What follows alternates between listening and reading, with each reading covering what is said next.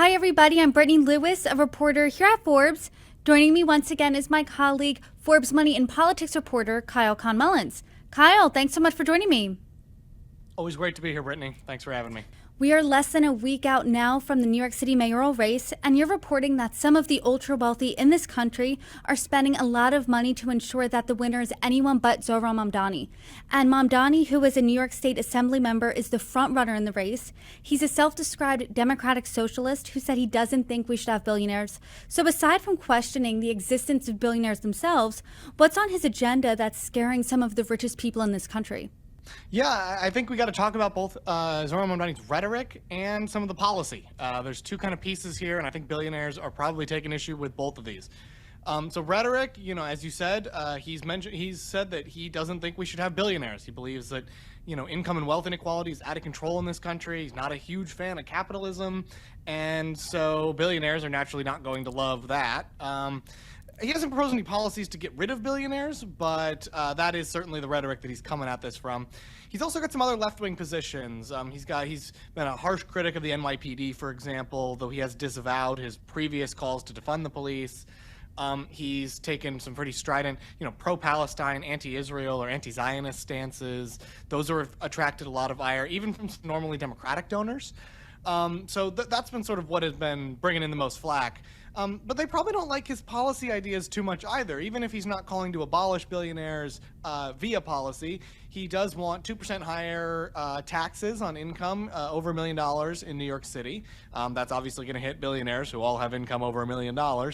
And he wants a higher corporate tax rate to match New Jersey's. All of this is to pay for some of his signature pledges. He wants universal child care. He wants to make all the city buses free. He wants to do a pilot program of city-run grocery stores. There's a whole bunch of things that he has on his agenda. Again, he said he's a self-described democratic socialist. He sees the state as playing an important role in people's lives, and he wants to, use tax dollars to pay for that. You're reporting that 26 billionaires and members of billion-dollar families are donating in efforts, or have donated in efforts, to keep Zohran Mamdani from winning. I'm curious, where are they donating? Are they donating to the candidates themselves? I'm thinking about former Governor Andrew Cuomo, who's now running as an independent, the Republican candidate who's also the founder of the Guardian Angels, Curtis Sliwa, or are they donating to different groups? So we found $22 million in total that we could classify as going against Mamdani from billionaires or billionaire families, these 26 billionaires and billionaire families that you mentioned. The vast majority of that money is going to a group backing Cuomo and opposing Mamdani. It's called Fix the City. That's been, the lion's share of the money. In recent weeks, more groups with similar profiles have cropped up as well. So again, either opposing Mamdani, backing Cuomo, or both. We don't see much billionaire support for Sliwa. He's kind of he's in third place in this race, and I think most billionaires seem to not see him as a viable candidate at this point. Some of the billionaires we mentioned, I'm thinking of hedge funder Bill Ackman or Airbnb co-founder Joe Gebbia, they've actually publicly called on Sliwa to drop out, hoping that if he does so, his voters will go to Cuomo, and Cuomo will have a better shot at beating Mamdani. Now, we don't know if that's the case. Sliwa has said that he's not going to drop out. He's not going anywhere. He's told these billionaires to stay in their place. But that has been sort of the tenor of the race so far. I'm really curious about the win here when it comes to these donations, because we saw from polling up until the June primary, it really looked like it was former Governor Andrew Cuomo's race to lose. There was a poll that came out right before that told a different story. It told the story of a tighter race. And then it really was a shock, surprise twist that Governor Cuomo was out and Mamdani was in, because Mamdani, up until after winning that primary, did not have a national profile. So I'm curious how much money was donated to stop Mamdani from winning before he emerged as the frontrunner versus after he won that primary. Yeah, so I should note, first of all, that this analysis was done as of October 22nd, so we're only looking at donations that were available in the campaign finance filings as of that date. There's been a lot of money flowing in recent weeks, but as of October 22nd, over half the money we found was donated before the primary. It was over $13 million. And I think you can look at that as a lot of normally Democratic donors' attempts to make sure Mamdani doesn't get the nomination. And so when he won, some pulled out of the race. Some said, okay, well, he's the nominee. We didn't get our preferred guy, but I'm not going to spend against him now. Other billionaires have stepped into the race now because Cuomo he lost the primary, but then he decided to run as an independent instead. And so you've seen more donors enter the race recently, including some more conservative donors, including some Trump allies. And so that's been kind of the shift in the race so far. And let's talk about who exactly these billionaires are. I want to start local. Let's talk about the New York City-based donors. Who are they and how much are they giving? So 16 of the 26 billionaires or billionaire families that we identified are city residents, as far as we can tell. The biggest by far, we should note, Michael Bloomberg.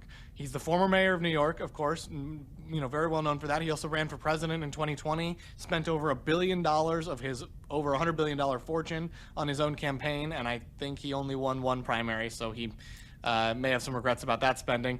But he gave, in the New York City mayoral race, he gave $8.3 million to this Fix the City group before the primary. But he hasn't given since. He's one of those Democratic donors that tried to weigh in on the primary, but once the primary didn't go his way, he hasn't really gotten into the race in as big a terms.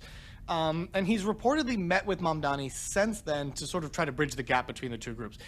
Bloomberg, of course, a business-friendly figure. When he was mayor of New York, he was actually a Republican. He's considered a moderate Democrat these days. But there's some other billionaires, who are New York residents as well. So you've got the Lauder family, you've got hedge funder Bill Ackman, you've got the Tisch family, and I think the Tisch family is actually really interesting. They've poured a lot of money in recent weeks, and one member of the family, Jessica Tisch, she's actually the New York City police commissioner. She hasn't, donated any money one way or another because she's an elected official, but notably, Mamdani has indicated that he would keep Jessica Tisch, who is pretty popular in New York, in place if he were elected, and yet her family members are still pouring money in trying to defeat him and backing Cuomo. And so now let's broaden our perspective just a little bit. Let's look nationwide. Who are some of these billionaires or the billion-dollar families that are donating to this race? Mamdani's really attracting national attention. The second biggest donor that we found was Joe Gebbia. He's a Trump administration official, Trump's chief design officer. He's also a co-founder of Airbnb. That's where he made his fortune. He lives in Austin, Texas. He's put about $3 million into this race so far, all of it coming in recent weeks. We found 10 billionaires or billionaire families who lived outside the city. Some of them live as close as suburbs of New York City, but others live as far away as Florida and California, right? You've got former New Yorkers who, have since moved to Florida after the pandemic. You've got Californians who are just interested in the race. You got all sorts of people, putting money into the race. And Mamdani has really touted this grassroots campaign and movement. So I'm curious what his team has said about these billionaires really making this big dollar effort to keep him from winning the mayoral seat. Yeah, his campaign sent along a statement. They painted this kind of as indicative of their own campaign message, right? They said that billionaires are lining up, I'm quoting here, billionaires are lining up behind a candidate who spent months chasing their approval and their dollars instead of talking to working class New Yorkers. Cuomo's running on the same tired, cynical politics of the past that created an affordability crisis and has driven New Yorkers out of the city. Zohran Mamdani is practicing politics that puts New Yorkers first, not billionaires. That's their statement. What about Cuomo's team? Because this money is benefiting him indirectly or not. What are they saying? I didn't receive a response from the Cuomo team. And based on the polling that we're seeing when it comes to this race, are these efforts working? There hasn't been a ton of movement in polls. Mamdani still holds a pretty sizable lead over Cuomo and Slua. Adams dropping out looked like it helped both of those candidates a little bit. That's incumbent Mayor Eric Adams, but not much. Mamdani's kind of on a glide path right now. A Cuomo win wouldn't be bonkers. It wouldn't be out of the question, but it would be a pretty major upset. And I think Cuomo, in the event that he does win the mayor's mansion, he'll be able to thank his billionaire backers for the help. Well, Kyle, per usual, I appreciate your reporting. Thanks for joining me. Always great to be here, Brittany. Thanks again.